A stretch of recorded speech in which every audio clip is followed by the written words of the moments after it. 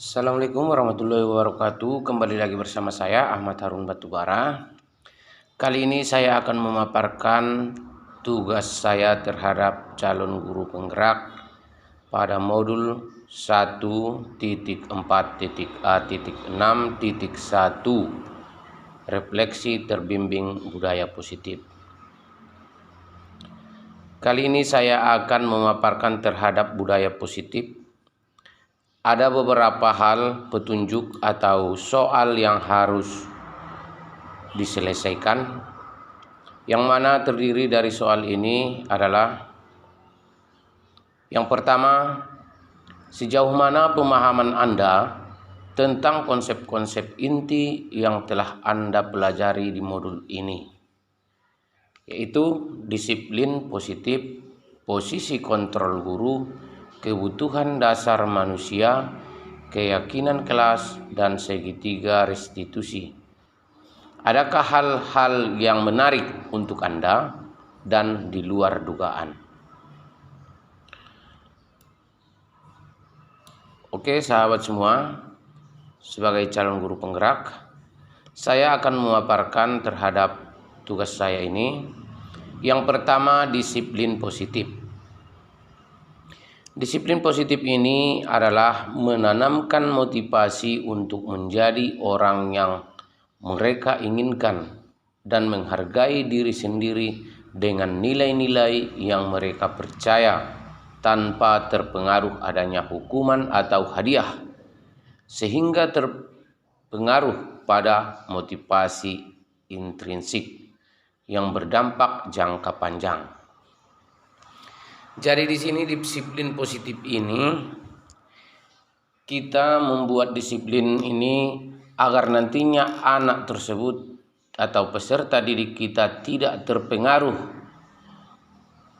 kepada mereka karena hal-hal yang dijanjikan seperti hukuman atau hadiah. Mereka disiplin positif ini, mereka memang betul-betul dari hatinya ingin turut secara disiplin, ingin turut termotivasi dari dalam hatinya untuk belajar. Kemudian untuk selanjutnya posisi kontrol guru, di mana posisi kontrol guru ini yang pertama kita ketahui penghukum, pembuat orang merasa bersalah, teman, monitor atau pemantau, kemudian manajer. Akhir dari 5 posisi kontrol seseorang, guru adalah pencapaian posisi manajer, di mana di posisi inilah murid dapat menjadi pribadi yang menjadi mandiri, merdeka, dan bertanggung jawab atas segala perilaku dan sikapnya, yang pada akhirnya dapat menciptakan lingkungan yang positif, nyaman, dan aman. Jadi di sini kita sebagai guru, kita letaknya sebagai manajer, yang mana kita nanti memberikan motivasi kepada anak-anak tersebut agar mereka bisa merubah sikapnya yang pada akhirnya dapat menciptakan hal-hal yang positif, nyaman, dan aman. Untuk selanjutnya, 5 kebutuhan dasar yang harus dipenuhi. Kebutuhan yang pertama, bertahan hidup. Kemudian cinta dan kasih sayang.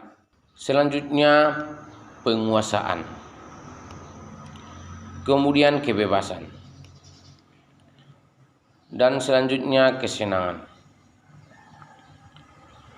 Dengan mengidentifikasi kebutuhan apa yang mendorong perilaku kita, maka perubahan perilaku tersebut positif dapat dimulai dengan mencari solusi untuk memenuhi kebutuhan tersebut dengan cara yang positif daripada cara yang negatif. Kita ketahui cinta dan kasih sayang ini adalah kebutuhan yang diterima. Seseorang bisa menerima kebutuhan kita dan keinginan kita. Apalagi itu dia di penguasaan, kebutuhan pengakuan atas kemampuan. Terkadang hidup ini terhadap penguasaan kita membutuhkan pengakuan atas kemampuan kita, baik dia bersifat secara fisik maupun non-fisik. Kalaulah misalnya peserta didik kita sesuatu hal yang lebih baik ataupun bisa menjawab sebuah pertanyaan-pertanyaan, kita harus memberikan nilai yang terbaik. Dan apalagi dia rajin, bisa kita memberikan sebuah hal-hal penilaian yang terbaik. Inilah suatu bentuk penguasaannya. Kemudian kebebasan, kebutuhan akan pilihan. Kita berikan kebutuhan akan pilihan kepada peserta didik kita, tapi dengan catatan harus sesuai dengan alur proses pembelajaran pada saat itu. Kemudian kesenangan, kebutuhan untuk merasa senang. Peserta didik kita harus bisa melihat kebutuhan, bagaimana caranya kita memimpin proses pembelajaran tersebut agar mereka bisa merasa senang dan bisa mengikuti kita. Untuk selanjutnya, keyakinan kelas. Siswa akan lebih tergerak dan bersemangat untuk menjalankan keyakinannya daripada hanya sekedar mengikuti serangkaian peraturan melalui pembentukan keyakinan kelas, yaitu keyakinan kelas bersifat lebih abstrak daripada peraturan yang lebih rinci dan konkret. Keyakinan kelas berupa pernyataan universal. Kemudian pernyataan keyakinan kelas senantiasa dibuat dalam bentuk positif. Kemudian selanjutnya, keyakinan kelas hendaknya tidak terlalu banyak sehingga mudah diingat dan dipahami oleh semua warga kelas. Selanjutnya, keyakinan kelas sebaiknya sesuatu yang dapat diterapkan di lingkungan tersebut. Kemudian selanjutnya, semua warga kelas hendaknya ikut berkontribusi dalam pembuatan keyakinan kelas lewat kegiatan rapat atau musyawarah atau curah pendapat. Selanjutnya, bersedia meninjau kembali keyakinan kelas dari waktu ke waktu. Untuk segitiga restitusi, yang pertama menstabilkan identitas. Yang kedua, validasi tindakan yang salah. Kemudian menanyakan keyakinan. Selanjutnya, hal yang menarik dan di luar dugaan. Kemudian selanjutnya, semua materi di modul 1.4 menarik karena keterkaitan antara satu dan lainnya yang tidak bisa terpisahkan dari disiplin positif, posisi kontrol guru, kebutuhan dasar manusia, keyakinan kelas, dan segitiga restitusi. Dan yang di luar dugaan adalah saya semakin percaya dengan kalimat tidak ada murid yang bodoh atau nakal, yang ada adalah murid yang belum ketemu dengan guru yang tepat untuk memberikan sebuah inspirasi kepada peserta didik tersebut. Untuk selanjutnya, yang kedua, tuliskan pengalaman Anda dalam menggunakan konsep-konsep inti tersebut dalam menciptakan budaya positif baik di lingkungan kelas maupun sekolah Anda. Yang pertama di sini, membuat kesepakatan kelas di awal tahun ajaran baru, baik dia secara teknis maupun non-teknis. Kemudian yang selanjutnya, melakukan refleksi terhadap efektivitas pelaksanaan kesepakatan kelas. Selanjutnya, melakukan evaluasi untuk langkah perbaikan berikutnya. Kemudian terus melakukan perbaikan ke arah peningkatan kualitas kesepakatan kelas. Untuk pertanyaan yang ketiga, sebelum mempelajari modul ini, Pernahkah Anda menerapkan segitiga restitusi ketika menghadapi permasalahan murid Anda? Jika iya, ada di posisi manakah Anda? Anda boleh menceritakan situasinya dan posisi Anda saat itu. Pada posisi validasi atau tindakan yang salah. Contohnya, ketika ada siswa yang datang terlambat, pertanyaan saya biasanya, mengapa kamu terlambat? Tadi malam tidur jam berapa? Apakah kamu sudah lupa harus masuk jam berapa? Padahal seharusnya saya bisa bertanya, kamu pasti punya alasan. Agar nantinya peserta didik kita bisa memberikan sebuah jawaban dan tidak merasa dipojokkan atau diponis. Kemudian untuk selanjutnya pertanyaan yang keempat. Perubahan apa yang terjadi pada cara berpikir Anda dalam menciptakan budaya positif di kelas maupun di sekolah setelah mempelajari modul ini? Untuk menciptakan budaya positif yang berpihak pada anak, maka saya harus memahami beberapa aspek, yaitu disiplin positif, posisi kontrol guru, kebutuhan dasar manusia, keyakinan kelas, dan segitiga restitusi. Setelah itu saya mulai merefleksi dan mengevaluasi budaya disiplin yang selama ini saya terapkan. Saya mulai melakukan perubahan dan perbaikan sesuai dengan disiplin positif yang sudah saya pelajari untuk menciptakan budaya positif yang berpihak pada peserta didik atau murid.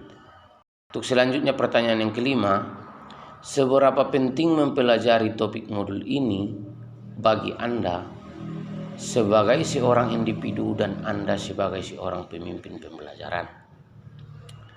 Dengan mengetahui dan mempraktikkan budaya positif di lingkungan belajar, semoga stigma tidak ada murid yang bodoh. Yang ada adalah murid yang belum ketemu dengan guru yang tepat untuk memberikan inspirasi kepada peserta didik.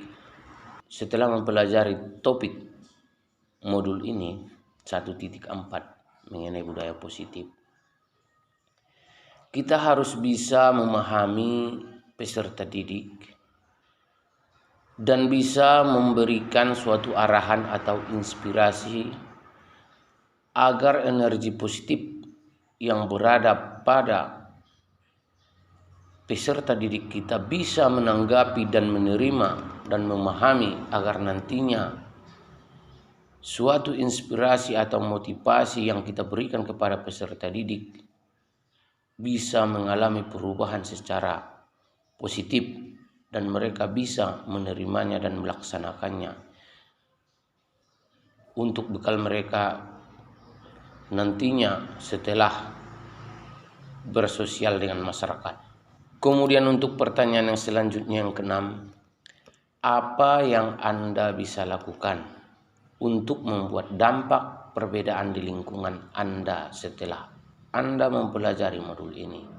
Saya mulai menerapkan budaya positif dengan konsep perubahan paradigma, stimulus, respon, menjadi posisi kontrol guru, menerapkan keyakinan kelas, bijaksana dalam menyikapi kebutuhan dasar siswa dengan mengarahkan ke pemenuhan secara positif dan melakukan restitusi.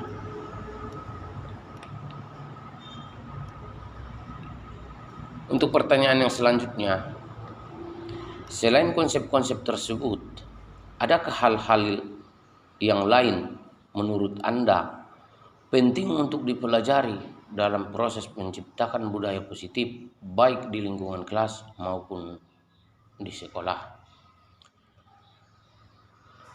Kita ketahui menjadi teladan, saya harus selalu mengasah kemampuan saya agar bisa menjadi guru yang bisa diteladani baik secara teknis maupun non-teknis. baik dia di segi waktu maupun di proses sifat dan yang lainnya. Kemudian memberikan tuntunan. Saya harus lebih bijaksana dalam menghadapi murid, terus memberikan tuntunan, bukan tuntutan. Kemudian selanjutnya melakukan pembiasaan. Saya harus melakukan pembiasaan-pembiasaan atas semua hal budaya baik yang sudah berjalan agar menjadi kebiasaan sehingga terwujud budaya positif. Untuk selanjutnya terbentuk keyakinan. Saya harus terus meyakinkan diri saya bahwa yang saya lakukan adalah untuk membentuk keyakinan siswa, bukan semata-mata untuk lepas dari hukuman atau sekedar mendapat penghargaan. Kemudian untuk selanjutnya pertanyaan yang ke-8. Langkah-langkah awal apa yang akan Anda lakukan jika kembali ke sekolah atau kelas Anda setelah mengikuti sesi ini? Yang pertama, saya melakukan diskusi dan kolaborasi dengan siswa antar jurusan untuk menentukan kesepakatan pembiasaan budaya positif di kelas. Yang kedua, bersama murid menentukan budaya positif untuk mewujudkan keyakinan kelas. Yang ketiga, menerapkan keyakinan dan menjalankan konsekuensinya. Yang keempat, melakukan refleksi, evaluasi, dan peningkatan. Agar semua nantinya bisa diterapkan secara baik. Dan tidak lupa juga ini atas dukungan kepala sekolah dan warga sekolah, agar nantinya bisa semua tercapai, supaya peserta didik kita bisa lebih mengenal diri mereka sendiri, agar nantinya mereka bisa dapat ambil tindak untuk bisa hidup secara budaya positif dan bisa bergaul dan berkolaborasi terhadap kesepakatan dan pembiasaan kesehariannya, baik dia di sekolah maupun di masyarakat. Terima kasih atas pemaparan saya di modul 1.4.A.6.1 refleksi terbimbing budaya positif. Saya ucapkan terima kasih. Semoga bermanfaat. Assalamualaikum warahmatullahi wabarakatuh.